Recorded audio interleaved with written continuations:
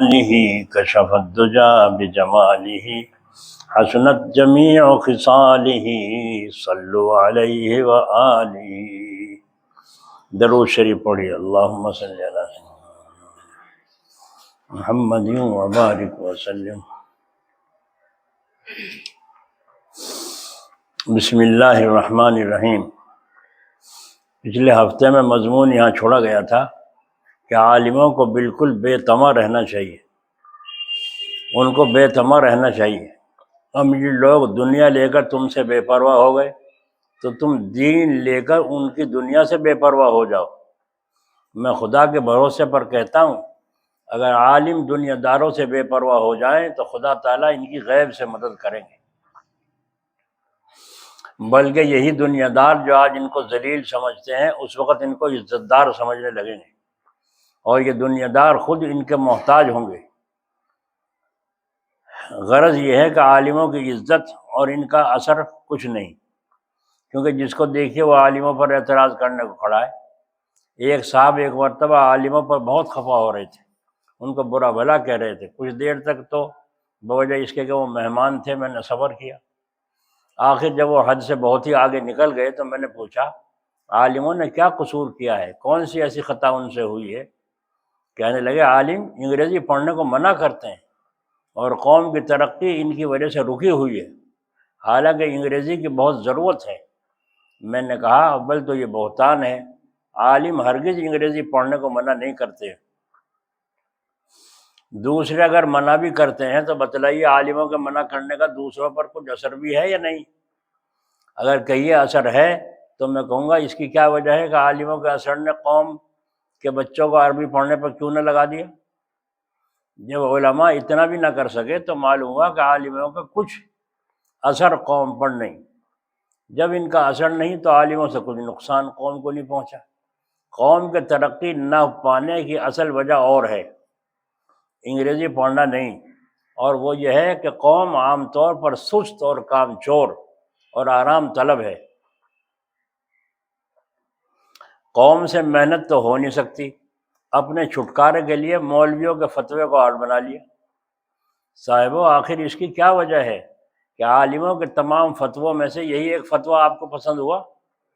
کبھی دوسرے فتووں پر کیوں عمل نہ کیا؟ نہ موروثی زمین کو چھوڑا، نہ بہنوں کو حصہ دیا، نہ نماز کی پابندی کی، نہ زکوٰۃ اور حج کا اہتمام کیا. وجہ یہی ہے کہ یہ فتویٰ اپنی مرضی اور نفس کے موافق تھا اور دوسرے فتوے نفس کے خلاف تھے. جیسا کہ ایک آدمی سے کسی نے پوچھا قرآن شریف کا کون سا حکم تم کو زیادہ پسند ہے؟ قرآن شریف کا کون سا حکم تم کو زیادہ پسند ہے؟ تو کہنے لگا کلو وشربو، کھاؤ اور پیو. اللہ تعالیٰ نے فرمایا کھاؤ اور پیو، کلو وشربو. مجھ کو یہ حکم بہت اچھا لگے. کہ اللہ نے دعا کو پوچھا دعا کون سی پسند ہے تو یہ بتلائی ربنا انزل علینا مائدۃ من السماء، اے ہمارے رب ہمارے لیے اتار دے ہم پر دسترخوان آسمان سے. لگایا دسترخوان اتار دے آسمان سے. تو کیا کوئی آدمی اس کو قرآن پر عمل کرنے والا سمجھے گا؟ ہرگز نہیں، بلکہ اس کو تو خواہش اور نفس کا بندہ کہیں گے. بس اسی طرح آج کل لوگ عالموں کے کہنے پر چلتے ہیں کہ جس بات کو اپنی مرضی کا موافق دیکھتے ہیں اس میں عالموں کو آڑ بنا لیتے ہیں. اس تمام تقریر سے یہ بات ثابت ہو گئی کہ اثر جو کچھ ہے وہ امیروں کا ہے یا فقیروں کا، اور جو کچھ خرابیاں پھیلی دو فرقوں کی وجہ سے پھیلی. پہلا فرقہ بددینی میں پھنسا ہوا ہے اور دوسرا فرقہ بدعتوں میں ڈوبا ہوا ہے. بس اس امت کے مریضوں کا کیا حال ہوگا جس کے طبیب خود مریض ہیں. عالموں کے ان فرقوں میں داخل نہ ہونے کی ایک وجہ یہ بھی ہے کہ اگر خود بگڑے بھی تو اپنے کو گنہگار سمجھتے ہیں عالم، اور اپنے برے کاموں کی طرف کسی کو بلاتے نہیں اور لوگوں کو اپنے طرز پر بلانے کی کوشش نہیں کرتے، بلکہ دوسروں کو تو نیک ہی راستہ بتلائیں گے، خود چاہے عمل کرتا ہو یا نہ کرتا ہو. اور امیروں اور فقیروں کی تو یہ کوشش ہوتی ہے کہ جس راستے پر ہم ہیں دوسرے بھی اسی پر ہو لیں. جس طرح ہم چڑھاوا چڑھاتے ہیں یہ بھی چڑھائیں، جس طرح ہم پوجتے ہیں اسی طرح یہ بھی پوجیں. اگرچہ ہم اور وہ دونوں جہنم کے غار میں جا گریں۔ چنانچہ چند روز ہوئے ایک روشن خیال نے مجھے مضمون چھپوایا تھا کہ اسلام کی ترقی کو سب سے زیادہ روکنے والی نماز ہے۔ اگر سب عالم مل کر نماز کو اسلام سے باہر کر دیں تو اسلام کو بہت ترقی ہو۔ عالم کوئی ایسا نہیں کر سکتا کہ اپنے گناہ کی طرف دوسروں کو بلائے جیسا یہ بلا رہا ہے، اس لیے ان سے کوئی نقصان نہیں ہوتا۔ ہاں، اتنا نقصان ضرور ہوا عالموں سے کہ بعض عالموں نے اپنا طرز ایسا کر دیا کہ دنیا والوں کو ان کی بدولت خود علم سے نفرت ہو گئی۔ یعنی بعض عالموں نے امیروں سے ملنا جلنا اتنا بڑھایا کہ اس ملنے جلنے کی وجہ سے ان امیروں کے ہاں میں ہاں ملانے لگے، اور ان کو دیکھ کر دنیا والوں نے یہ سمجھا کہ سب عالم ایسے ہی ہوتے ہیں۔ ٹونک کا قصہ ہے کہ ایک رئیس صاحب نے داڑھی منڈا رکھی تھی۔ ایک عالم نے ان پر اعتراض کیا، اس سے اس رئیس پر ان کی تقریر سے بہت اثر ہوا، داڑھی منڈانے کی وجہ سے اثر بہت ہوا۔ اتفاق سے مجمع میں ایک صاحب بھی بیٹھے تھے اور یہ بھی مولوی کہلاتے تھے۔ آپ فرماتے ہیں داڑھی ہرگز نہیں رکھنی چاہیے۔ وہ ان سیٹھ صاحب کی ہاں میں ہاں ملانے والے لوگ کہا داڑھی ہرگز نہیں رکھنی چاہیے کیونکہ اس میں جوئیں پڑ جاتی ہیں اور وہ جوئیں آپس میں زنا کرتی ہیں۔ تو فرمائیے اس رئیس کی نظر میں کیا وقت اور عزت ان مولوی صاحب کی رہی ہوگی۔ اور زیادہ سبب ان بری عادتوں کا یہ ہے کہ اکثر گھٹیا خاندان کے لوگ عربی پڑھتے ہیں، اس وجہ سے مولوی ہو کر کے بھی بری عادتیں ان میں باقی رہتی ہیں۔ ایک شخص نے ڈھاکے میں مجھ سے کہا کہ اس کی کیا وجہ ہے؟ انگریزی پڑھنے والے طالب علم تو بہت ہمت والے، بلند حوصلہ، بہادر اور محنتی ہوتے ہیں، اور عربی پڑھنے والے طالب علم نہایت کم ہمت، تنگ خیال، کم حوصلہ ہوتے ہیں۔ مقصد ان کا یہ تھا کہ یہ فرق عربی اور انگریزی کے اثر سے ہے، یعنی عربی پڑھنے کی وجہ سے ان میں یہ برائیاں پیدا ہو گئی ہیں اور انگریزی پڑھنے والوں میں یہ خوبیاں انگریزی پڑھنے سے آ گئی ہیں۔ میں نے کہا جناب بلند حوصلہ ہونا، محنتی ہونا وغیرہ یہ جتنی بھی خوبیاں ہیں بڑے بڑے خاندانوں میں ہوتی ہیں۔ جو بڑے خاندان کا ہوگا اس میں یہ خوبیاں، جو بڑے خاندان کا ہوگا اس میں یہ خوبیاں نہ ہوں گی، اگرچہ وہ انگریزی انتہا تک پڑھ لے۔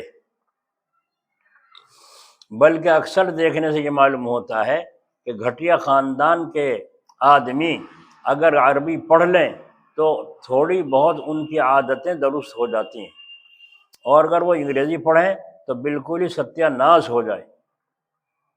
دیکھو کیا بات دلیل سے سمجھا رہے ہیں۔ عربی اور انگریزی کا اثر اس وقت پورا مقابلہ ہو سکتا ہے جناب عالی کہ ایک خاندان کے 2 بچے لیے جائیں جن کی طبیعت ایک سی ہو، پھر ایک کو انگریزی شروع کرائی جائے، دوسرے کو عربی۔ 10 برس کے بعد دونوں کا اندازہ کیا جائے، پھر دیکھیے کس کے اندر زیادہ خوبیاں نکلتی ہیں۔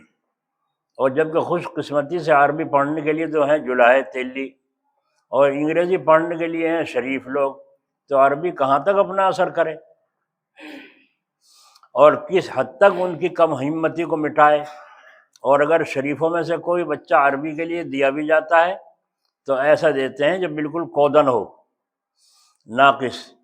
تو جب عربی پڑھنے کے لیے کودن ہی کو چھانٹے جائیں گے، پھر ان سے بلند حوصلہ ہونے کی کیا امید ہوگی؟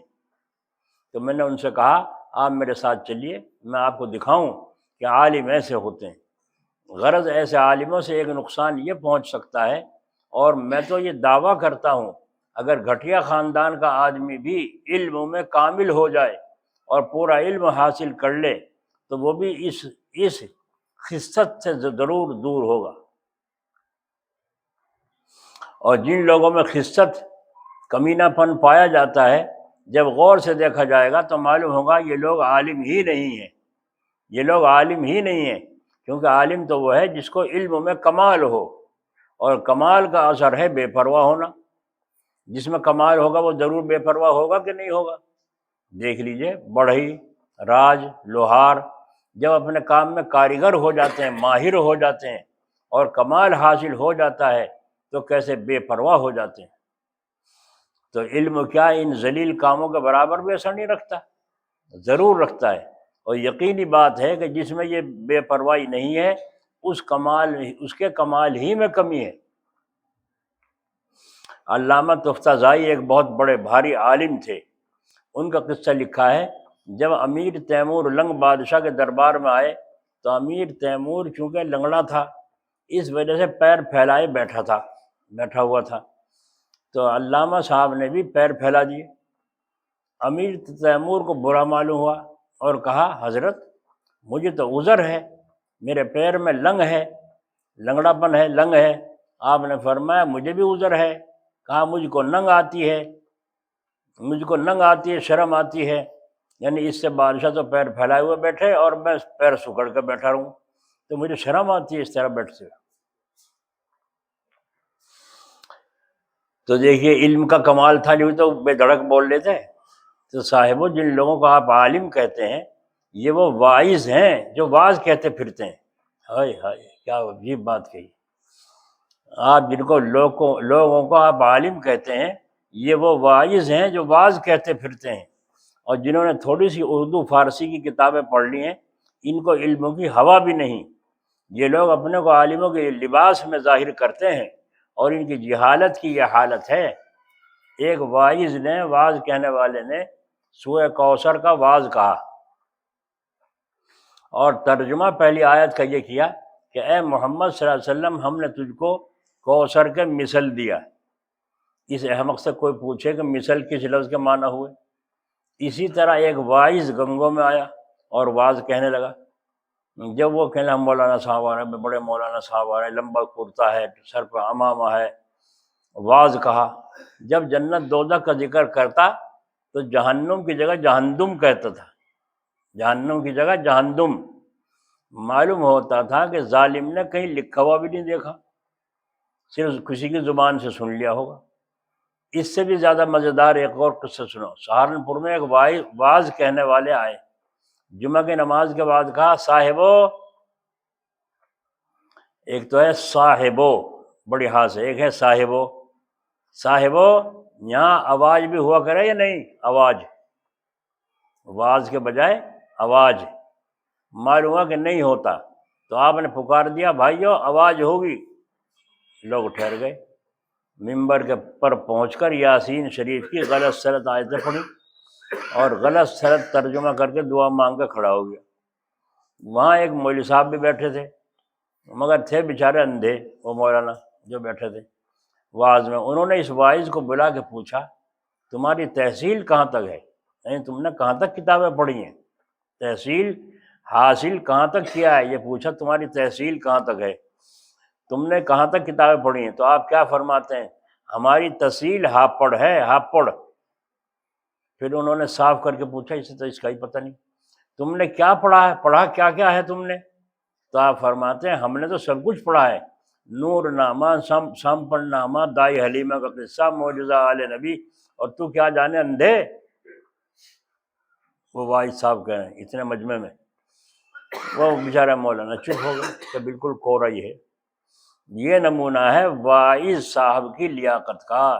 لیکن پھر بھی ان لوگوں سے اتنا نقصان نہیں ہوتا، کیونکہ دیکھنے والے اور سننے والے ان کی جہالت کی وجہ سے پہلے ہی معتقد نہیں ہوتے، تو پہلے ہی معتقد نہیں ہوتے ان کی جہالت کی وجہ سے۔ البتہ ان لوگوں سے گہرا نقصان پہنچتا ہے جن کی زرق برق تقریر ہوتی ہے۔ معلوم ہوتا ہے کہ کوئی بڑے عالم واعظ کہہ رہے ہیں، مگر علم دیکھیے تو عربی کی ایک چھوٹی سی کتاب بھی شاید نہ پڑھی ہو۔ یہ لوگ ہیں جنہوں نے مسلمانوں کو تباہ کیا ہے، خود ڈوبے اور دوسروں کو بھی لے کر ڈوبے۔ جو حقیقت میں عالم ہیں ان سے تو کچھ گمراہی نہیں پھیلی، جو نام کے عالم ہیں ان کو عالم کہنا ہی غلط ہے۔ ایک شبہ شاید کسی کو یہ پیدا ہو کہ عالموں میں چونکہ آپس میں اختلاف بہت ہے، کوئی کچھ کہتا ہے کوئی کچھ کہتا ہے، اس اختلاف کی وجہ سے لوگ گمراہ ہو گئے۔ تو میں کہوں گا کہ اختلاف کی وجہ سے لوگ گمراہ ہو گئے تو اس میں بھی قصور ان کا ہے، انہی کا ہے، کیونکہ اختلاف جیسے عالموں کے اندر پایا جاتا ہے، اسی طرح اختلاف حکیموں کے اندر بھی پایا جاتا ہے، ڈاکٹروں میں بھی پایا جاتا ہے۔ جگہ جگہ جانچ کراتے پھرتے ہیں، کہیں کچھ بتاتے ہیں کہیں کچھ بتاتے ہیں۔ جو سیان پت کا کام کرتے ہیں کوئی جادو بتاتا ہے، کوئی جنات بتاتا ہے۔ ڈاکٹروں میں بھی اختلاف ہے۔ غرض اختلاف سے کوئی فرقہ بھی خالی نہیں۔ پس عالموں کے اختلاف سے عوام کو نقصان پہنچا تو کیا وجہ ہے کہ حکیم اور ڈاکٹروں کے اختلاف سے نقصان نہیں پہنچا۔ وہاں کون سی تدبیر انہوں نے کی ہے جس کی بدولت حکیم عبد المجید اور حکیم عبد العزیز کے اختلاف کے نقصانات سے بچے رہے۔ تدبیر یہ کی کہ کسی پہچان سے معلوم کیا کہ کون سا زیادہ کامل ہے، کون سا زیادہ ماہر اور کامل ہے، بس جو کامل ہو اسی کا ہاتھ پکڑ لیا اور دوسرے کو چھوڑ دیا۔ تو صاحبوں، کیا 2 دن کی زندگی اور چند روز کے آرام کے لیے تو اس کی ضرورت ہے؟ جہاں ہمیشہ رہنا ہے مرنے کے بعد، اس جگہ کے لیے اس تدبیر کی ضرورت نہیں ہے کہ جو کامل بزرگ ہو، کامل عالم ہو، ہم اس کا پلہ پکڑیں۔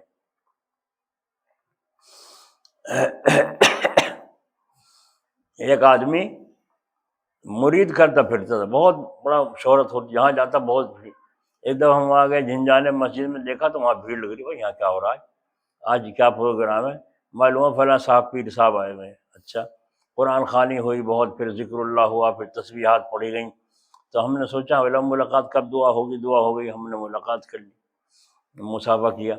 تو میں نے ایک لفظ جو کہا وہ بدک گئے۔ جب بدک گئے میں سمجھ گیا، میں نے کہا کو رہے ہیں۔ اس کے بعد پھر کچھ دن کے بعد میں جب گیا کیرانے کے پاس محمد پورے گاؤں میں، تو وہاں کے امام صاحب کہنے لگے، جی اب یہ بتاؤ ہم بیعت کس سے ہوں؟ میں نے کہا کیوں، کیا بات ہوئی؟ تمہارے پہلے پیر کون تھے؟ فلاں تھے۔ میں نام نہیں لوں گا پورا، کوئی سے کو شک ہو۔ تو انہوں نے کہا فلاں تھے۔ میں نے کہا پھر کیا ہوا ان سے؟ کہنے لگے کیا بتاؤ، ہمارے تایا کی لڑکی بھی مرید تھی ان کی، اور جب آتے ہو میں تو اسی کے ہاتھ کا کھاؤں گا، اس کے ہاتھ میں بڑا نور ہے، اسی کے ہاتھ سے پکواتے کھاتے، یہاں تک کہ تعلق بڑا، آتے جاتے وہاں جا کو جانے لگے۔ پھر ایک دن اسے لے گئے، 5 دن کے بعد واپس کیا۔ آگے سمجھ میں؟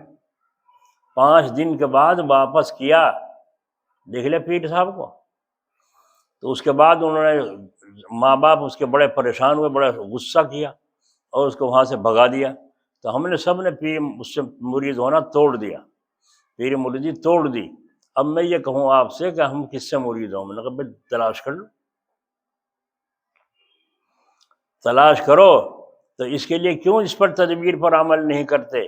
اسی لیے ہمارے حضرت جلال آبادی رحمۃ اللہ علیہ جلدی سے مرید نہیں کرتے تھے، بلکہ فرماتے تھے تم ہمیں دیکھو، ہم تمہیں دیکھیں، اور دیکھتے رہو، چلتے رہو، اور تعلیم یہاں سے ملتی رہے، اس پر عمل کرتے رہو۔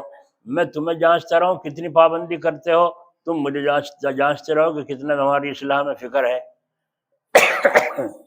بیعت ہونا تو دیکھا جائے، یہ تو بیعت ہے، تعلیم اصل ہے۔ ہاتھ میں ہاتھ پکڑ کے اور جھول کے اور بیٹھ جاؤ گھر، اس سے کیا فائدہ ہوا؟ ہم نے دیکھا حضرت کے یہاں ایک تھا سٹھلا گوان پور کا ایک لڑکا، پٹھان کا، میں جب وہاں گیا سٹھلے تو ملاقات ہوئی، بات چیت ہوئی حضرت کی مطابق، تو وہ جلال آباد گیا۔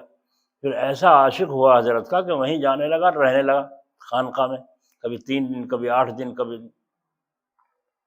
ایک دن جو میں نے دیکھا، کالر کی قمیض ختم، بڑے پائچوں کا پاجامہ ختم، کرتا اور شلوار پہن رہا ہے، سر پہ گول ٹوپی ہے، چہرے پہ داڑھی ہے۔ میں نے کہا کیا حضرت سے بیعت ہو گیا؟ کہنے نہیں تو بیعت تو نہیں ہو، اور ابھی تو آنا جانا ہی ہے،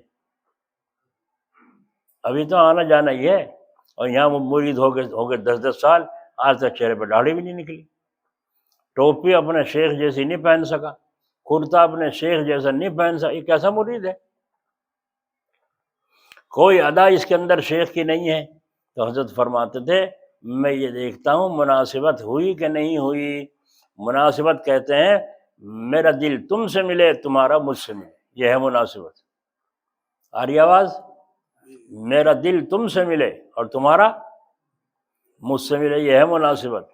اگر مناسبت نہیں ہے تو پاپڑ پھیلنے ہیں، مصیبت بڑھنے، کچھ فائدہ نہیں ہو۔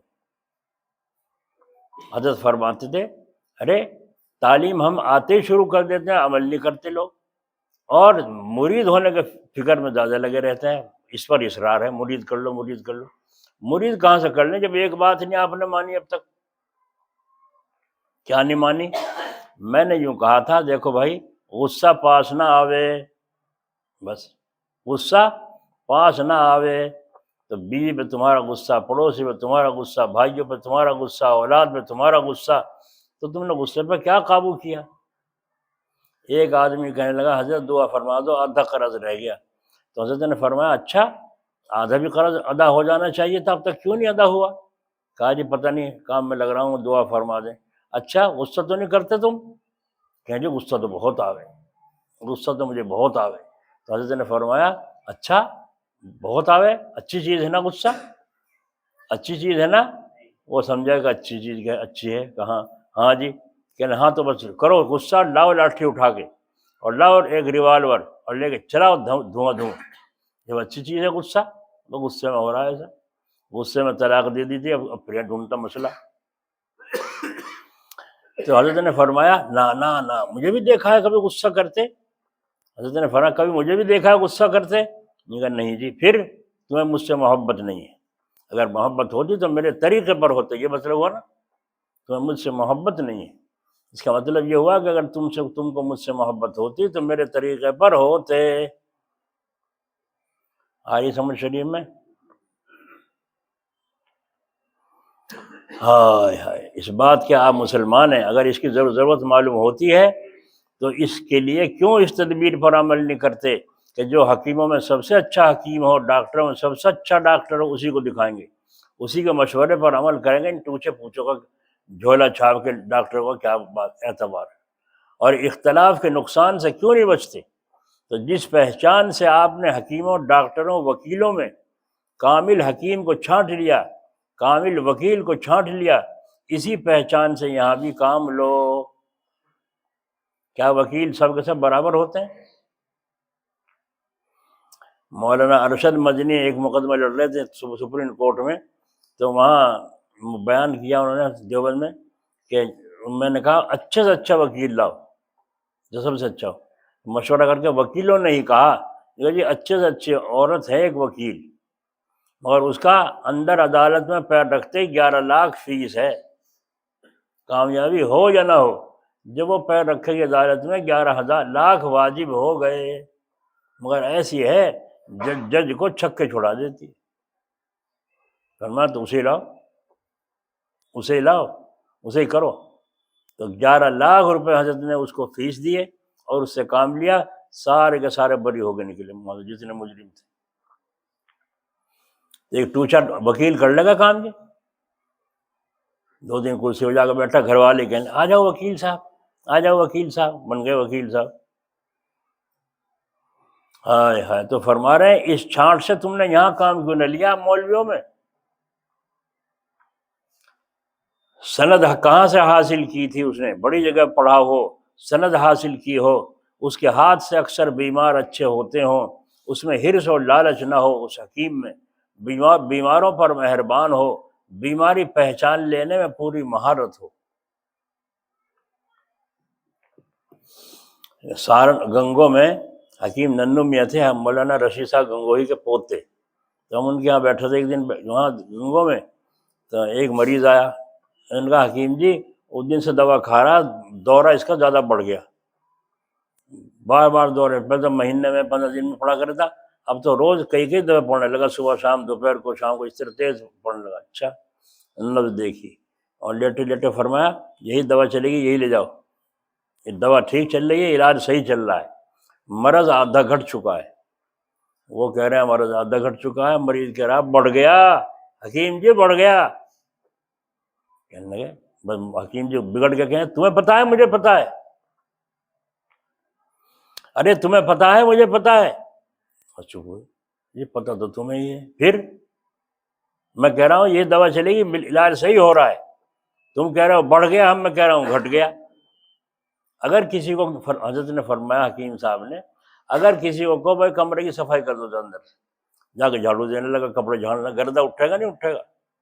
جب گردہ اٹھے گا تو آپ کہنا او بے وقوف، تجھے کمرے کی صفائی کرنے کو کہا تھا، گردہ اٹھانے کو کہا تھا، تم تو گردہ اٹھانا شروع کر دیا کمرے میں۔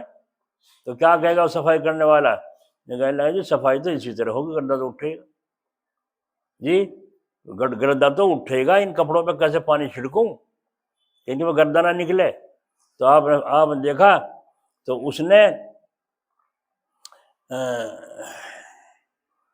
حکیم جی نے فرمایا تم کہہ رہے ہو مرض، یہ مرض بڑھ رہا ہے، میں کہہ رہا ہوں مرض اکھڑ رہا ہے، تھوڑا سا رہ گیا، اب کیا 15 دن میں بالکل صاف ہو جائے گا، جاؤ۔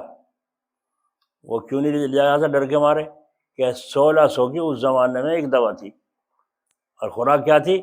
ایک سینخ جو گھماؤ اس میں لگا کے اس پہ بتاشے پہ کھا لو، یہ دوا تھی 1600 کی، جاؤ لے لو۔ اب جو ویسے لوگ آتے مریض، حکیم نسخہ نزلہ ہو رہا ہے، کہنے نزلہ ہو رہا ہے، ہاں، جاؤ کسی اور حکیم کو دکھائیے، کیوں کون پیے گا 500 روپے کا نسخہ حکیم جی کا؟ پھر انہوں نے کچھ دوستوں نے کہا حکیم جی کو ڈھیلا ہاتھ کر لو، یہ غریب بھی لوگ آتے ہیں آپ کے پاس، تو فرمایا اچھا۔ ایک اور کو بٹھایا تو تم باندھ لو پڑیاں، اور ایسی ایسی نسخے کی 2 روپے کی، 1 روپے کی، 1.5 روپے کی آتی ہے، پڑیا بنا کے تم دے دیا کرو، ان کو وہیں سے وہیں چلتا کر دیا کرو۔ میرے پاس اگر آئے گا تب میں چھوڑوں گا نہیں، کیونکہ مجھے علاج کرنا ہے، مجھے مذاق تھوڑی کرنا ہے، یہ فرماتے تھے۔ تو بیماروں پر مہربان ہو، بیماری پہچان لینے میں پوری مہارت ہو۔ تو حکیم جی بیماری پہچان لیتے جب تو یوں کہہ رہے تھے، اسی پہچان سے عالموں کو چھانٹنا چاہیے کہ اس کے ہاتھ سے اکثر لوگوں کو ہدایت ہوتی ہو، جو دین طلب کرے اس پر مہربان ہو، خود دنیا سے نفرت رکھتا ہو، گناہوں سے بچتا ہو، کسی بزرگ کی صحبت میں رہا ہو، اس پر خدا کا خوف غالب ہو۔ بس جس عالم میں یہ خوبیاں ہوں اس کے کہنے پر عمل کرو، کیونکہ یہ تم کو جو کچھ بتلائے گا اس میں خدا کا خوف کرے گا، اور گڑبڑ کچھ نہ کچھ بتلائے گا، ورنہ تو کچھ نہ کچھ گڑبڑ کر کے بتائے گا، لیکن دوسروں کو بھی برا نہ کہو۔ ہائے ہائے کیا عجیب بات ہے۔ جو ایسے نہیں ہیں، جو ٹوچے وکیل ہیں، ٹوچے حکیم ہیں، ٹوچے مولوی ہیں، عالم ہیں، برا ان کو بھی نہ کہو، ہائے ہائے، ورنہ ماحول خراب ہوگا نہیں ہوگا۔ ہمیں ٹھیک ہے جانا نہیں ہے، واسطہ مطلب نہیں ہے، واسطہ مطلب اپنے اس سے ہے۔ بہرحال یہ شبہ جاتا رہا کہ عالموں کے اختلاف سے لوگ گمراہ ہو رہے ہیں۔ اب صرف 2 فرقے ایسے رہ گئے جن کی وجہ سے زیادہ تر گمراہی پھیلی، ایک امیروں کا فرقہ، دوسرا فقیروں کا، کہ ان میں سے اکثر خود بھی گمراہ ہیں اور دوسروں کو بھی گمراہ کرتے ہیں، بہت ہی کم اس سے بچے ہوئے ہوں گے۔ اور بعض ان میں سے ایسے بزرگ بھی ہیں کہ ان کو ابراہیم ادھم کہنا چاہیے، جنید بغدادی کہنا چاہیے، لیکن حضرت جنید کی تو یہ حالت تھی کہ ایک شخص آپ کا امتحان کرنے آیا اور 10 برس تک آپ کے پاس رہا، کتنے دن؟ مگر معتقد نہیں ہوا۔ دیکھو یہاں ایک تقریر میں معتقد ہو جائیں، ایک سے تعریف سن لی اور معتقد ہو کے پیچھے اس کے، اجی نہیں، اجی تم، مگر معتقد نہ ہوا، 10 سال تک آپ کے پاس رہا۔ ایک روز کہنے لگا میں نے آپ کی بزرگی کی شہرت سنی تھی، لیکن میں 10 برس سے آپ کے پاس آیا ہوا ہوں، اس مدت میں نے آپ کی کوئی بھی کرامت نہیں دیکھی، 10 برس میں آپ کی کوئی بھی کرامت۔ آپ نے فرمایا تو نے اس مدت میں جنید کو کچھ چھوٹا یا بڑا گناہ کرتے بھی دیکھا ہے؟ چھوٹا یا بڑا گناہ کرتے دیکھا ہے؟ اس نے جواب دیا گناہ تو کوئی نہیں کرتے دیکھا نہیں۔ آپ نے فرمایا کہ جنید کی یہ کچھ کم کرامت ہے کہ 10 برس تک اس سے اللہ کی مرضی کے خلاف کوئی کام نہ ہوا؟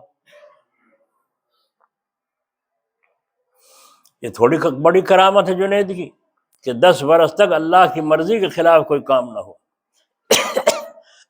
ایسا ہی ان کا ایک اور قصہ ہے دوسرا۔ اس زمانے میں کچھ لوگ اپنے کو صوفی مشہور کرتے تھے کہ ہم تو پہنچے ہوئے ہیں، نماز روزوں کی ہمیں کوئی ضرورت نہیں۔ یہ بات جب حضرت جنید بغدادی رحمۃ اللہ علیہ تک پہنچی تو آپ نے فرمایا اس بات میں تو سچے ہیں کہ ہم پہنچے ہوئے ہیں، مگر دوزخ تک پہنچے ہوئے ہیں، خدا تک پہنچے ہوئے نہیں۔ اس بات میں تو سچے ہیں کہ پہنچے ہوئے ہیں، مگر کہاں پہنچے ہوئے ہیں؟ دوزخ میں۔ جو بزرگ کہلاوے نماز نہ پڑھے وہ کیا ہے؟ قصبہ بنات میں عصر کی نماز ہو رہی تھی، میں وہاں عرس بھرا کرتا تھا، بھی پتہ نہیں بھرے نہیں، تو ہم بھی اندر مسجد میں تھے، تو ایک آدمی باہر سے آیا بھاگا ہوا، دیکھا صوفی جی بیٹھے ہیں جو قوالیوں کی محفل قائم کریں گے رات کو۔ صوفی جی جماعت ہو رہی اندر، وہ کہہ کے جلدی بھاگ گیا اندر، جا کے نیت مانگ لی۔ دوسرا آیا، دوسرا بھی کہہ کے چلا گیا، بس چلا گیا، سلام پھیر جایا، دیکھا صوفی جی وہیں بیٹھے۔ اس نے آگا صوفی جی جماعت ہو رہی اندر، تمہیں کعبے سے تم نے نماز بھی نہیں پڑھی، بگور کے کہنا کس کی نماز پڑھتے ہو؟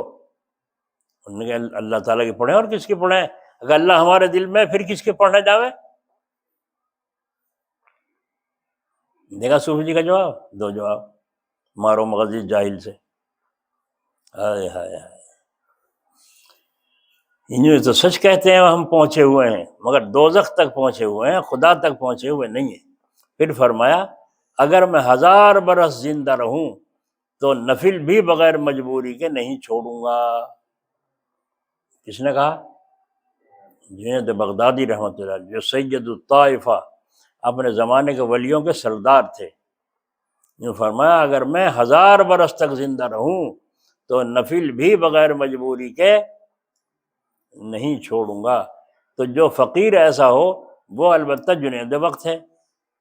تو فقیروں میں بعض ایسے بھی ہیں کہ وہ جنید بغدادی کے مثل ہیں، اور امیروں میں بھی بعض حضرات ابراہیم بن ادھم کی طرح ہیں، لیکن کثرت سے ایسے ہی ہیں جن میں بددینی اور بدعت کا زور ہے۔ اور ایک جماعت بدعتیوں میں ایسی ہے جو ہم لوگوں کو وہابی کہتی ہے، لیکن ہماری سمجھ میں آج تک یہ بات نہ آئی کہ ہم کو کس مناسبت سے وہابی کہا گیا، کیونکہ وہابی وہ لوگ ہیں جو ابن عبد الوہاب کی اولاد میں ہیں، اس کے مذہب پر چلتے ہیں۔ ابن عبد الوہاب کے حالات کتابوں میں لکھے ہیں، ہر شخص ان کو دیکھ کر معلوم کر سکتا ہے۔ وہ نہ مذہب کے اعتبار سے ہمارے بزرگوں میں ہیں، نہ نسب کے اعتبار سے بزرگوں میں ہیں۔ البتہ آج کل کے جو لوگ چاروں اماموں میں سے کسی کو نہیں مانتے، ان کو ایک اعتبار سے وہابی کہنا درست ہو سکتا ہے، کیونکہ ان کے اکثر خیالات ابن عبد الوہاب سے ملتے جلتے ہیں۔ البتہ ہم لوگوں کو حنفی کہنا چاہیے، کیونکہ یہ معلوم ہو چکا ہے 4 امام ہیں، امام ابو حنیفہ رحمۃ اللہ علیہ، امام شافعی، امام احمد بن حنبل، امام مالک بن انس رحمۃ اللہ علیہ، یہ 4 امام ہیں۔ ان اماموں کے مذہب سے باہر ہونا جائز نہیں، بلکہ اپنے ملک میں ان 4 اماموں میں سے جن کے مذہب کا رواج ہو اسی کے تابع رہنا واجب ہے۔ تو چونکہ ہندوستان میں امام ابو حنیفہ کے مذہب کا رواج ہے، اس لیے ہم انہی کے مذہب پر چلتے ہیں، تو پھر ہم وہابی کیسے ہو سکتے ہیں؟ اور اگر اس پر بھی ہمیں وہابی کہا جائے تو ہم لوگ اس سے برا نہیں مانتے، کیوں؟ لیکن اتنا ضرور کہہ دیتے ہیں کہ قیامت میں اس بہتان لگانے کی تم کو سزا ملے گی۔ دیکھا کیسا بیان ہے؟ پکڑ لے گا کوئی؟ پکڑ لے گا کوئی؟ اعتراض کرے گا کہاں؟ سب جو اعتراضوں کے جواب بھی ساتھ ساتھ ہو رہے ہیں۔ قیامت میں اس بہتان، تو پھر ہمیں وہابی کہہ سکتے ہو، اور اگر اس پر بھی ہمیں وہابی کہا جائے تو ہم لوگ اس سے برا نہیں مانتے، لیکن اتنا ضرور کہہ دیتے ہیں کہ قیامت میں اس بہتان لگانے کی تم کو سزا ملے گی۔ تو سننے یہ اعتراض کرنے والے فکر پیدا ہو جائے گی نہیں ہو جائے گی؟ آج کل کے فقیروں نے جو بدعتیں کر رکھی ہیں، میں ایک ایک کر کے تمہیں بتلاتا، مگر وقت میں گنجائش نہیں ہے، اور عالموں نے پوری طرح کتابوں میں لکھ دی ہیں، انہیں پڑھوا کر سن لینا۔ البتہ ایک پہچان بدعت کی بتلا دیتا ہوں، سارے تو بتانے کی ہے نہیں، ایک پہچان بدعت کی بتلائے دیتا ہوں، کیسا حکیمانہ بیان ہے، اور وہ یہ ہے کہ جو بات قرآن و حدیث اور فقہ میں سے کسی ایک سے بھی ثابت نہ ہو، اس کو ثواب کا کام سمجھ کر کیا جائے، وہ بدعت ہے۔ قرآن حدیث اور فقہ میں جس کا ثبوت نہ ہو وہ کام کیا جائے ثواب سمجھ کے، وہ بدعت ہے۔ اس پہچان کے بعد دیکھ لیجئے ہمارے بھائیوں نے جو کام ہیں، جیسے عرس کرنا، فاتحہ دلانا، مردوں کو ثواب پہنچانے کے لیے دن مقرر کرنا، یہ قرآن حدیث فقہ کسی سے بھی ثابت نہیں، کہہ دیا سب کچھ۔ لیکن پھر بھی ان کو دین کی بات سمجھ کر کرتے ہیں، اگرچہ سمجھدار آدمیوں کا عقیدہ ان مسئلوں میں خراب نہیں ہے، دیکھو یہ بھی کہہ دیا، اگرچہ سمجھدار آدمیوں کا عقیدہ ان مسئلوں میں خراب نہیں، لیکن ان کے کرنے سے عوام کا عقیدہ تو خراب ہو جاتا ہے۔ اگر کوئی یوں کہتے بھائی جمعرات کو قرآن خوانی ہوگی، ہمارے یہاں جو ہمارا انتقال ہو گیا، قرآن خوانی جمعرات کو ہوگی، جس کو آپ شریک ہونا ہو آ جائیے، تو جائز ہے، کوئی گناہ نہیں ہے، لیکن عام لوگ اس کو رواج بنا لیں گے۔ دیکھو فلاں مولوی نے دن مقرر کرا تھا، فلاں نے بھی دن مقرر کیا تھا، جس کو فرماتے ہیں اگرچہ سمجھدار آدمیوں کا عقیدہ ان مسئلوں میں خراب نہیں، لیکن ان کے کرنے سے عوام کا عقیدہ تو خراب ہو جاتا ہے، دن مقرر کرنے سے۔ امام ابو حنیفہ رحمۃ اللہ علیہ کا فقہ میں یہ مسئلہ ہے، اگر سمجھدار لوگ کوئی ایسا کام کرنے لگیں جس کے کرنے کا شریعت نے حکم نہیں کیا اور اس سے عوام کے عقیدے میں خرابی پھیلے تو سمجھدار لوگوں کو بھی اس کام کو چھوڑ دینا چاہیے، سمجھے؟ ہاں جو کام ایسا ہے کہ شریعت نے اس کا حکم کیا ہے لیکن لوگوں نے اس میں خرابیاں ڈال رکھی ہیں، تو وہاں یہ حکم ہے کہ جو خرابیاں اس میں مل گئی ہیں ان خرابیوں کو مٹانے کی کوشش کریں گے اور اس کام کو نہیں چھوڑیں گے۔ مثال کے طریقے سے جنازے کے ساتھ جانے کا شریعت نے حکم دیا ہے، تو اگر اس میں لوگ بری عادتیں بھی بڑھا لیں تب بھی جنازے کے ساتھ جانا نہیں چھوڑیں گے، بری عادتیں بھی بنا لیں تو جنازے کے ساتھ جانا نہیں چھوڑیں گے۔ مسئلہ تو اپنی جگہ رہے گا۔ حضرت حاجی امداد اللہ صاحب رحمۃ اللہ علیہ، اللہ ان کی قبر پر رحمت فرمائے، جب انتقال سے پہلے آپ نے فرمایا جی یوں چاہتا ہے میرے جنازے کے ساتھ ذکر جہر ہو، اپنا اپنا ذوق ہے، اپنا اپنا مزاج ہے، تو حضرت نے فرمایا میرا جی یوں چاہتا ہے میرے جنازے کے ساتھ ذکر جہر ہو، جتنے لوگ میرے ساتھ جنازے میں شریک ہوں سب زور زور پڑھ رہے ہوں لا الہ الا اللہ، لا الہ الا اللہ، سب زور زور پڑھتے چلے، جنازہ اس شان سے میرا چلے، جی یوں چاہتا ہے۔ عالموں نے کہا یہ تو بدعت ہے حضرت۔ اچھا، چپ ہو گئے، انہوں نے کہا کہ نہیں، حکم کیوں، شریعت کے سامنے تو سر جھکانا ہے، تو فرمایا بہت اچھا، اللہ کا حکم۔ جب انتقال ہو گیا اور جنازہ لے کے چلے تو ایک عربی کی آواز سے نکلا، ہندوستانیوں کی بھی نہیں، عربی کی، انہوں نے کہا اذکروا اللہ، ان اللہ کا ذکر کرو، اور پھر کیا تھا سارا مجمع لا الہ الا اللہ، خوب زور زور شروع ہو گیا، سارا جتنے بھی ہزاروں کی تعداد میں مجمع تھا سب ذکر زور زور۔ تو وہاں سے جب فارغ ہو کے بیٹھے تو مولوی لوگ جو تھے وہ کہنے لگے کیا کریں بھائی، حاجی صاحب کو تو ہم نے منا لیا تھا، اللہ نے وہ کیسے مناوے اللہ تعالیٰ کو کیسے مناوے، حاجی صاحب کو تو منا لیا تھا ہم نے، یہ تو بدعت ہے۔ اب اللہ ہی نے ان کی مرضی کو پورا کیا تو ناجائز تو نہیں ہے، اگر کوئی کرے گا تو اس میں خرابیاں پیدا ہو گئی، لوگ اسی کو ضروری سمجھیں گے۔ بس ثواب پہنچانے میں دو باتیں ہیں، ایک تو وقت کا مقرر کر لینا، دوسرے ثواب پہنچانا۔ ان میں سے پہلی بات یعنی وقت مقرر کرنا شریعت سے کچھ بھی ضروری نہیں کہ 30 دن ثواب پہنچانا ہے، تیجا کرنا ہے، یا 10 دن میں کرنا ہے، یا 40 دن میں کرنا ہے۔ میت کے ثواب پہنچانے کے لیے وقت مقرر کرنا شریعت سے کچھ بھی ضروری نہیں۔ سمجھ میں آ گئی؟ عورتوں کی بھی سمجھ میں آ رہی؟ اگرچہ جائز ہے دن مقرر کر لینا، اگرچہ بولو جائز ہے، لیکن اس سے عوام میں خرابی پھیلتی ہے، یہ کہیں گے فلاں مولوی نے کیا۔ وہاں پاکستان میں مولانا جمیل صاحب نے دن مقرر کر کے وہ قرآن خوانی کر لی، بس سارے مولویوں نے فتوی نکالے تھے، تو بدعتیوں مل گیا، یہ تو فلانا ہو گیا، تو نکلا ایک ہنگامہ چل، مولانا چپ جا کچھ۔ یہ حضرت مولانا تھانوی صاحب کیا فرما رہے ہیں، وقت مقرر کرنا شریعت سے کچھ بھی ضروری نہیں، اگرچہ جائز ہے لیکن اس سے عوام میں خرابی پھیلتی ہے، کہ سب لوگ وہی کریں گے جو تم نے کیا ہے، کہنا مانیں گے نہیں، پیر صاحب کا نقل کریں گے۔ ایک پیر صاحب کی ہوئی شادی، ہاں، تو انہوں نے مریدوں کو بھی دعوت دی، جو تعلق رکھنے والے تھے ان کو بھی دعوت دی، وہ آ گئے۔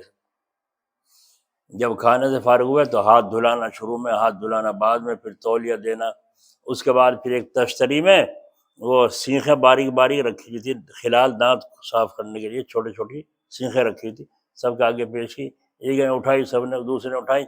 وہ جو ان گڑھ آدمی تھے گاؤں کے، وہ مالدار سے تھے حضرت کے مرید، انہوں نے بھی ایک سینخ اٹھا لی۔ تو اسی طرح کریں گے شادی ہم، جس طرح حضرت جی کی دیکھی۔ ایک مرید کے ہوئی شادی، اس نے سب سے پہلے تو ہاتھ دھلوائے، پھر اندر بٹھایا کھانا کھلا کے، پھر ہاتھ دھلوائے، اور ہاتھ دھلوا کے تولیہ دیا، ہاتھ صاف ہو گئے، تو پھر ایک ایک بانس لایا نکال کے، کہنے بھائی ایک ایک لیتے جاؤ۔ حضرت جی کے ہاتھ میں بھی ایک بانس پکڑا دیا، چلو بھائی کیا ہے ان کا رواج ہوگا کچھ، کیا ہے، لے لیا۔ پھر دوسرے مرید نے شادی کی تو اس کے یہاں بھی یہیں کھانا، ہاتھ دھلا، کھلانا، نماز سے کھانے سے فارغ ہو گئے، وہ جو ہے ہاتھ دھلوانا، منہ ہاتھ صاف کرنا تولیے سے۔ پھر ان نے ایک کڑی رکھ رکھی تھی، لا کے کڑی بڑھیا بڑھیا سال کی، ایک ایک کڑی لیتے جاؤ سب، اچھا، یہ صاحب کو بھی ایک کڑی سونپ دی. ابھی یہ کیا طریقہ ہے ان کے یہاں. خیر چپ رہے. تیسرے مرید کے یہاں شادی ہوئی، اس نے بلی لا کر رکھی بڑی بڑی. انہوں نے کہا ایک ایک بلی لے جاؤ سب کے سب. اب پیر صاحب سے ابھی تمہیں کیا طریقہ ہے تمہارا، کیا رواج ہے یہ؟ جی حضرت جی غصے نہ کرو، تھاری تو دو کر رہے ہم. کہنا کیا، اب تم تو تمہاری حیثیت ایسی ہے، تمہیں تو سیکھ دی تھی ہے نا. اس کی ذرا تو حیثیت بڑی ہے، ان نے بانس دے دی ہے. اس کی حیثیت ذرا بڑی ہے، ان نے ایک کڑی سال کی دے دی. اس کی حیثیت زیادہ بڑی ہے، اس نے لمبی لمبی لا کے بلیاں دے دی. کم وقت تو پہلے پوچھ تو لیتے. وہ سیکھیں اس بات میں تھوڑی تھی انہیں بلیوں کو منہ میں چلاویں گے کڑیوں کو. وہ سیکھ تو دانت صاف کرنے کے لیے تھی. جو کھانا گوشت وغیرہ گھس گیا وہ صاف کر لو، وہ تو سنت ہے خلال کرنا. پہلے پوچھ تو لیتے. اب سب چپ. اس کو فرمایا اگر جائز بھی ہو لیکن عوام میں اس سے خرابی پھیلتی ہے تو اس لیے وقت مقرر کرنا چھوڑ دیں گے. البتہ اگر ساری امت کا یہ عقیدہ ہو جائے کہ وہ وقت مقرر کرنے کو ضروری نہ سمجھے تو سب کو وقت مقرر کرنے کی اجازت دے دیں. لیکن حالت موجودہ میں، اچھا بھائی ایک بات سنو، عورتیں بھی سن رہی ہیں، ٹھیک ہے. ہاں فلانے کی عدت کب کو کھلے گی، کب کو کھلے گی؟ یعنی 8 دن رہ رہے. اچھا پھر پوچھے گی 1-2 دن پہلے کب کو کھلے گی؟ پرسوں کو. اچھا پرسوں کو کس وقت کھلے گی؟ کس وقت اٹھے گی عدت میں سے؟ کس وقت اٹھے گی؟ بس خواب کا واسطہ نہیں، دعوت نہیں، واسطہ نہیں، جا رہے اللہ تعالیٰ ہو گئے فلانے کی عدت کھل رہی. وہ بند رہی تھی کہیں کھل رہی. بعض یوں کہتے ہیں کہ عدت میں سے نکال لیں گے اسے، سارے اکٹھے ہو گئے تو کہ اس میں کوٹڑی میں بند کر رکھی تھی اسے جو نکال لیں گے اکٹھے ہو کے. غلط ہوا نہیں ہوا؟ عام رواج ہو رہا نہیں ہو رہا ہے؟ اس لیے عدت کوئی کوٹڑی نہیں ہے. عدت تو اللہ کا ایک حکم ہے. 4 مہینے 10 دن پورے کر کے، اور جب وہ پورے ہو جائیں، وہ دن پورا ہو جائے تو نہا دھو کر، اگر موقع ہو نہانے کا ہمت ہو تو نہاوے دھوے، کپڑے صاف پہن کر 2-4 رکعت نفل شکرانے کی پڑھ لے. اے اللہ تیرا حکم تھا عدت کرنے کا، میں نے تیرے فضل سے پورا کر دی، قبول فرمائی. بس ہو گئی عدت. نہ اس میں رشتہ داروں کے جمع ہونے کا ذکر، نہ اس میں کسی کو بلانے کا جو وہ نکال لیں گے عدت میں سے، نہ یہ کہ لیتے وہاں سے بٹھا کے گاڑی میں بھاگ جاؤ، لے کے جلدی سے نکل جاؤ یہاں سے، کبھی عدت پھر پکڑ لے اس کو. یعنی کیا بھوت سوار کر رکھا ہے کہ کچھ بھی نہیں ہے، خواہ خواہ کے ڈھونگ بنا رکھے ہیں لوگوں نے. جس کو فرما رہے ہیں اگر سب کا یہ عقیدہ ہو جائے کہ وقت مقرر کرنا کوئی ضروری نہیں سمجھے تو پھر ہم سب کو وقت مقرر کرنے کی اجازت دے دیں. لیکن حالت موجودہ میں جبکہ اکثروں کا یہ خیال ہے کہ خاص تاریخوں میں ثواب پہنچانے سے زیادہ مقبولیت ہوتی ہے. بتاؤ کیسے اجازت دی جائے، کیونکہ ایسا خیال رکھنا تو شریعت کے خلاف ہے. چنانچہ ایک شخص نے مجھ سے کہا 11ویں 18 تاریخ تک تو ہو سکتی ہے، پھر نہیں ہو سکتی. خیال تو کیجیے، اس سے بڑھ کر عقیدے اور کیا خراب ہوں گے. ایک وعظ میں نے ان رسموں کا بیان کیا تو بعض وعظ کے ایک صاحب کہنے لگے مولویوں کو ایسے مضمون بیان نہیں کرنے چاہیے کہ مسلمانوں میں اس سے اختلاف پیدا ہوتا ہے اور جدا جدا فرقے بنے جاتے ہیں. میں نے کہا ہمارا بیان کرنا تو آپ کے عمل کرنے پر موقوف ہے. جیسے لوگوں کے عمل ہوں گے اور جیسی ان کی حالت ہوگی ویسا ہی ہم بیان کریں گے. اگر لوگ ان رسموں کو چھوڑ دیں تو ہم بھی اس قسم کے بیان کو چھوڑ دیں گے. تو جدا جدا فرقے ہو جانے کا الزام ان کاموں کے کرنے والوں پر ہے، نہ کہ ہم پر. نہ یہ ایسے کام کرتے، نہ ہم اس قسم کا بیان کرتے. غرض ان کاموں کا شریعت نے حکم نہیں کیا اور ان سے خرابیاں بہت کچھ پھیل رہی ہیں، اس لیے ان سب کو چھوڑ دینا چاہیے. انشاءاللہ تعالیٰ چھوڑیں گے. بالکل کسی کی عدت کھلنے میں نہ جائیں، بالکل کسی کی سگائی میں نہ جائیں. سگائی کرنا کوئی وہ بینامہ کرنا ہے؟ بینامہ بھی بیان نہ دیا جاتا ہے. یہ بینامہ بھی تو جیسے بیان نہ دینا ہے ایسے ہی سگائی ہے. زبانی جمع خرچ طے شدہ ہو گئی، جب چاہے چھوڑ لیں کون سا نکاح ہو گیا. تو ایک تو دن مقرر کرنا چھوڑ دو، دوسرے جو طریقہ ثواب پہنچانے کا گھڑ رکھا ہے وہ بھی چھوڑ دینے کے قابل ہے. مجھ سے ایک دیہاتی کہنے لگا اگر ثواب پہنچانے کے وقت کھانے پر چند صورتیں پڑھ لی جائیں تو حرج ہی کیا ہے؟ کرتے ہیں نا دوسرے فرقے والے، آگے رکھ کے کھانا ثواب پہنچا رہے ہیں، تو فاتحہ دے دی، چلو بھائی۔ تو مجھ سے کہنے لگا اگر کھانا آگے رکھ کر اس پہ چند صورتیں پڑھ دی جائیں تو کیا حرج ہے؟ میں نے جواب دیا جب روپیہ کپڑا خیرات کرتے ہو تو اس پر صورتیں کیوں نہیں پڑھتے؟ جب روپیہ خیرات کرتے ہو یا پیسے خیرات کرتے ہو تو اس پر فاتحہ کیوں نہیں پڑھتے؟ کھانے پر کیوں پڑھی جاتی ہیں؟ جس مصلحت سے کھانے پر صورتیں پڑھی جاتی ہیں اسی مصلحت سے کبھی روپے یا کپڑے پر کیوں نہیں پڑھی جاتی؟ اس کا کچھ جواب نہیں، اس کا کچھ جواب نہیں۔ تو ثواب پہنچانے میں نیت کی اصلاح بھی ضروری ہے۔ اللہ رب العزت اپنے فضل و کرم سے ہمیں توفیق عطا فرمائے، اس مصلحت سے کبھی روپیہ پیسہ اور ان پر بھی فاتحہ دینی چاہیے، اس کا کچھ جواب ان کے پاس نہیں، تو جواب تو کہاں سے بنتا؟ اللہ نے ایسا مقام عطا فرمایا تھا، حضرت کو جو فرمایا تھا کہ اگر دنیا بھر کے عقل مند کسی مسئلے کو اسلام کے خلاف لے کر جمع ہو جائیں اور مجھے 10 منٹ کے لیے ان میں چھوڑ دو، انشاءاللہ سب کو لاجواب کر دوں گا۔ اللہ تعالیٰ نے ایسا مقام عطا فرمایا، ہائے ہائے کیا مقام تھا، کیسی ہستی تھی۔ اور میں بھی بتا رہا تھا نماز جمعہ سے پہلے ان سے حضرت سے کیا وصیت کی تھی، میرے انتقال کے بعد جلدی سے مجھے کفن دفن کر دینا، کسی کو خبر نہ کرنا، نہ اعلان کرنا۔ لوگ جانتے تھے نا ڈھونگ کتنا بنا ہوئے لوگ، حضرت جی کا انتقال ہو گیا بھائی، فلاں وقت نماز جنازہ ہوگی، تار دے رہے ہیں، کہیں موبائلوں میں گونج جا رہے ہیں، چاروں طرف پبلک کو اکٹھا کرنا معمولی کام ہے۔ حضرت جانتے تھے کہ اتنی لمبی بھیڑ جو 2-3 کلومیٹر تک پبلک کھڑی ہو، اگر کسی کی وضو ٹوٹتی کہ کہاں جائے گا وہ؟ بولو وضو کرے گا یا تیمم کر کے پڑے گا؟ اور دعائیں کتنوں کو یاد ہیں؟ کچھ بھی نہیں، بس ایک ڈھونگ ہے۔ تو حضرت نے فرمایا میرے انتقال کی کسی کو خبر نہ کرنا، انتقال ہوتے ہی فوراً کفن دفن، یعنی جو شریعت کا حکم ہے اس کی پابندی۔ حضرت کے جو وہ تھے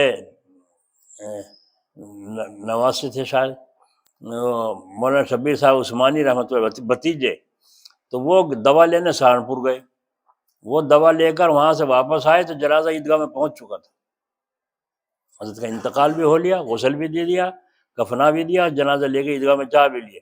ٹرین آئی، ہارن دیا، وہ دیکھ لو ادھر ٹھہر جاؤ، دیکھ لو کبھی اسی میں ہوں مولانا محروم ہو جائیں گے۔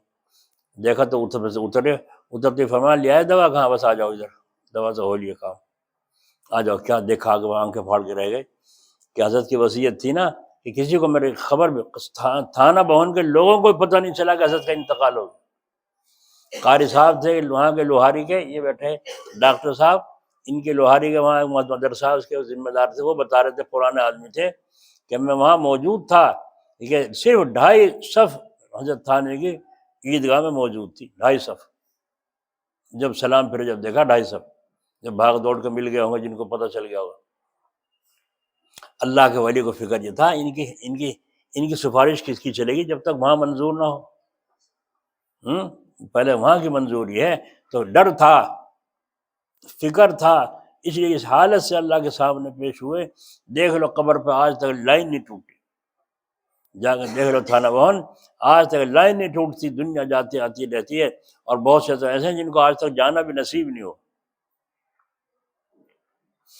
یہیں کا حسین پور میں ایک لڑکا تھا، تو وہ میرے ساتھ تھا وہاں تھانہ بہن قبر پہ، تو اس کا فون آ گیا گھر سے، تو وہ کہنے لگے گھر والے کہاں ہیں تو انہوں نے کہا تھانہ بہن ہوں۔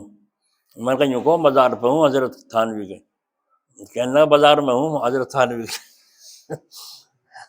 دیکھا آپ نے، بازار میں ہوں حضرت تھانوی کے، اسے یہ پتہ نہیں مزار کسے کہیں اور بازار کسے کہیں یہ حالت ہے آج مسلمانوں کی، یہ حال بھیڑ ہے ایک مسلمانوں کی۔ حضرت تھانوی رحمۃ اللہ علیہ حضرت جی فرماتے تھے ایک بزرگ نے نماز جمعہ پڑھ کے دیکھا پبلک نکل رہی ہے مسجد سے، بھر کے جامع مسجد سے بھیڑ نکل رہی ہے، تو حضرت دیکھ کر خوش ہوئے اور فرمایا یہ سب بھیڑ جتنی جا رہی ہے سب جنتی ہے، جنت کی بھرتی ہے، مگر آدمی ان میں 1-2 ہی ہوگا۔ سمجھ میں آ رہی ہے نہیں آ رہی؟ آدمی جس کے اندر آدمیت ہو، اور آدمیت کے سوال یہ ہیں جو طریقے بتائے جا رہے ہیں، کون مانتا ہے؟ کوئی نہیں مانتا۔ اگر کسی کا میت ہو جائے اور وہ یوں کرے کہ مدرسے میں جا کے پوچھ لے طالب علموں کو کھانے میں کتنا خرچ ہوتا ہے ایک وقت میں، انہوں نے بتا دیا 1500 روپے خرچ ہوتے ہیں، گوشت، آلو، سبزی، سالن، روٹی سب میں لگا کے 1500 روپے بیٹھتے ہیں۔ فرمایا اچھا تو آج کا کھانا میری طرف سے لو 1500 روپے، تو ثواب ملے گا نہیں ملے گا؟ ثواب پہنچے گا نہیں پہنچے گا؟ نہ جی، پھر پڑوس سے کیا کہیں گے، اسی نے مسلی بھی نہیں کھلائے، یہ موجودوں کے مان جاؤ تم وہاں یہ دیا ان کو 1500 پکڑا دو انہیں 1500۔ ہم نے کہا ہم تو یہیں پکا کے کھلاویں گے، چلو کھلا لو، پتہ نہیں قبول ہو، اگر دکھاوے کی ذرا بھی نیت ہو گئی منہ پہ مار دیا جائے گا، اللہ کے یہاں کوئی بھی قبول نہیں۔ ایک بزرگ سورہ طٰہٰ پڑھ رہے تھے آواز سے، قرات سے، ادھر سے ایک آدمی دروازے کے سامنے کو گزرا تو ان بزرگوں نے ان آیتوں کو ذرا زور سے پڑھ دیا، ذرا آواز بڑھا دی تاکہ جانے والے کے کان میں پڑ جا کہ اللہ کا قرآن پڑھ رہا ہوں۔ بس جب رات کو سوئے پوری طٰہٰ لکھی ہوئی ہے لیکن چند آیتوں کی جگہ خالی ہے۔ اس نے پوچھا ان سے، جو تھے فرشتے تھے جو بھی کوئی تھے، ان سے خام میں پوچھا یہ تو آیتیں میں نے پڑھی تھی، یہ کیوں نہیں لکھی گئی نام اعمال میں؟ تو انہوں نے کہا یہ اس لیے نہیں لکھی گئی، جب تمہارے دروازے کے پاس کوئی ایک آدمی گزر رہا تھا، یہ آیتیں پڑھنے میں تم نے آواز بڑی بڑی کر کے اس کو سنانے کی نیت کر لی تھی، اس لیے ان آیتوں کی دعا اور آیتوں کی تلاوت قبول نہیں ہوئی۔ آگے سمجھ میں بات؟ تو ان کی جب سورہ طٰہٰ کی تلاوت کی آیتیں قبول نہیں ہوئی اتنے بڑے ولی اللہ کی، تو تمہاری روٹیاں بوٹیاں چاول پکا پکا کے کھلاؤ طالب علموں کو، یہ قبول ہو جائیں گی اگر دکھاوے کی نیت ہے تو؟ میں تو یہ کہتا ہوں میں نے ایسے ہی کیا تھا اپنے دادی کی انتقال پہ، والدہ کے انتقال پہ، مدرسے میں بھیج دیا اور جتنا وہاں پکتا سب کا خرچ اٹھا کے وہاں بچوں کو کھلا دو، اور وہاں بچے 60 ہیں 70 ہیں جتنے بھی ہیں وہ سب کھاویں گے۔ تو ہم نے گھر نہیں پکوایا اپنے گھر میں، بلکہ ہم نے الگ سے، ایک عورت تھی بیچاری اللہ مغفرت کرے، وہ الگ دوسرے گھر میں کھانا پکایا، جو مہمان تھے ان کو کھانا کھلوایا، اسی نے جو گھر پکوایا تھا، نہ کسی کی دیگ نہ کسی کی کچھ، کھانا پکتا رہا، کھاتے رہے جاتے رہے، ہم نے کوئی ایسا اہتمام نہیں کیا۔ تو بتاؤ آسانی کو مشکل میں بدلنا کون سی عقل مندی ہے؟ وہاں کیرانہ میں ایک آدمی حکیم جی کے پاس آیا، کہنے حکیم جی کہا میرے باپ کو اب آپ کے اور بچا لو۔ ہیں کیا ہوا؟ بچا لو، روئے کیوں؟ اجی بن جو رو رہا ہوں چاول مہنگے ہو رہے، برادری کو چاول کھلانے پڑیں گے، اس لیے اب آپ کے میرے باپ کو اور بچا لو۔ حکیم جی سے کہا، حکیم جی ہنسنے لگے، میرے ہاتھ میں مارنا نہ بچانا، میں کیا کروں؟ تو آسان سی شریعت، اچھا کسی کے پلے کچھ بھی نہیں ہے، نہ ہونے سے کیوں کم کیا؟ قل هو اللہ شریف 3 دفعہ پڑھ کر ثواب پہنچا دو، ایک قرآن کے برابر ثواب بن کر اس کی قبر میں پہنچے گا، کتنا آسان ہے۔ اگر یہ بھی مشکل ہو تو آپ جب کھانا کھانے کے لیے بیٹھیں بسم اللہ پڑھ کر ہاتھ دھو کر، تو کھانا کھانے کے پر تم کو ثواب ملے گا، تم نے اللہ کی نعمت کو کھایا، کلو، اللہ نے فرمایا نا کھاؤ، تو تمہیں حکم مانا ہے، وشربو، پانی بھی پیو، پینے کی چیز بھی پی ہے، تو تم نے اللہ کے حکم کو مانا، اس پر جو تمہیں ثواب ملا، یوں کہہ دو اللہ یہ جو میں نے کھانا کھایا ہے اس پر جو مجھے ثواب ملا، میری طرف سے اس کا ثواب میری ماں کی روح کو پہنچائیے۔ بتاؤ کیا لگا، کیا خرچہ ہوا؟ اور وہ اس کو ثواب پہنچے گا، اس کا نہیں پہنچے گا تمہاری ڈھونگ بازیوں کا۔ بعض آدمی کہتے ہیں کہ اخلاص بڑی مشکل چیز ہے، میں کہتا ہوں اخلاص آسان ہے، دکھاوے کی نیت چھوڑ دو اور اخلاص حاصل ہوگی، دکھاوے کی نیت کرو گے اخلاص غائب ہو جائے گا، اس کی نگرانی تم کرو۔ بس بسے آئیں گے، نماز پڑھنے کھڑے ہوئے تنہائی میں پڑھ رہے میں جس طرح بھی کھڑے، کوئی معلوم آہٹ ہوگی پیچھے کوئی آگے بیٹھا ہے تو ہم ذرا سنوار کے پڑھ، یہ تو ہے دکھاوا، یہی تو ہے ریاکاری، جیسے پہلے پڑھ رہے تھے ایسے پڑھو۔ حضرت خان رحمۃ اللہ علیہ فرماتے ہیں کہ تم نے ریا کے وسوسے کو تم نے ریا سمجھ لیا، وسوسہ ریا کا ریا نہیں ہے، بلکہ ریا ہے نیت کرنے کا نام۔ جب تمہاری نیت دکھاوے کی ہوگی تو اچھا بھائی، ایک آدمی عمرے کو جا رہا ہے، اس نے ساری برادری کو دعوت کر دی، حج کو جا رہا ہے، برادری کی دعوت کر دی، سب کھانا آئے، تو یہ دکھاوا ہے کچھ اور ہے؟ بولو یہ ذمہ تھا اس کے کھلانا دعوت؟ یہ کہیں کی دعوت ہے؟ کس چیز کی دعوت ہے؟ حج کو جا رہے جی، جاؤ تو پھر حج دعوت کہیں کی کھلا رہے؟ یہ یوں کھلا رہا ہے، یوں کھا کھا کے نہ بیٹھ جائیے، میرے انتظار میں رہیے، دعا کرتے رہیے خیریت سے آ جاؤں، اور جب آ جاؤں تو پھر گلے میں ہاتھ ڈالنا، نعرے لگانا، تمہاری ذمہ داری، مفت کا کھا کے نہ بیٹھ جائیے، اور جب میں یہاں آ جاؤں گا تو حاجی کہنا بھی تمہاری ذمہ داری، دعوت کھلائی میں نے، سمجھے؟ ہم نے ایسے بھی لوگ دیکھے ہیں جو یوں دعا کرتے تھے، اللہ مجھے میرے وطن میں جانے کے بعد کوئی مجھے حاجی نہ کہے، کوئی مجھے حاجی نہ کہے۔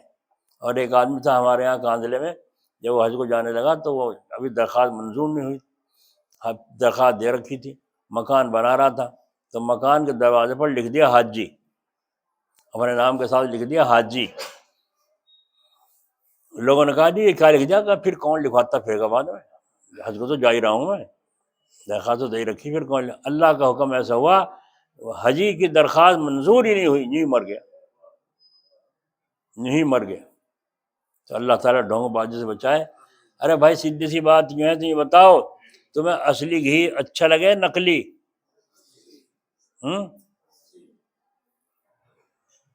دیسی انڈا اچھا لگے فارمی؟ کھاویں فارمی، ذائقہ بھی کچھ نہیں۔ تو اب آپ اندازہ ہے جب دیسی مرغی پسند ہے، دیسی انڈا پسند ہے، دیسی گھی پسند ہے، اللہ تعالیٰ کو بھی اصلی بندہ پسند ہے جو عمل اللہ کے لیے گئے، اس کا وزن بھی بھاری ہے، اس کا وزن بھی بھاری ہے، اور دکھاوے کا عمل کتنا بھی بڑا ہو، کوئی اللہ کے ہاں اس کا وزن نہیں، اور اس پر کوئی بھی اجر نہیں۔ اس لیے میری ماں بہنیں خوب غور سے سنیں، اور اپنے ہر قدم پر اس بات کو سوچیں کہ میرے ہر عمل میں خالص اللہ کی رضا ہو، اخلاص ہو، یعنی اللہ راضی ہو جائے میرے عمل سے۔ کوئی دیکھے یا نہ دیکھے خدا تو دیکھتا ہوگا، اور قدم اٹھنے سے پہلے سوچ لے انجام کیا ہوگا، برائی کر برا ہوگا، بھلائی کر بھلا ہوگا، قدم اٹھنے سے پہلے سوچ لے انجام کیا ہوگا۔ اللہ تعالیٰ اپنے فضل و کرم سے ہمیں اللہ والے جو نیک ہیں، حقیقت میں اللہ والے ہیں، ایسے سچے ایمانداروں کی ہمیں صحبت نصیب فرما، اور جو اللہ والے ہیں ان سے ہمارا اللہ کرے ہاتھ مل جائے، ان سے تعلق ہو جائے، اور جو مکار اور ڈھونگی ہیں بابا ان سے اللہ بچائے، ان سے ہمارے اللہ حفاظت فرمائے۔ پڑھو لا الہ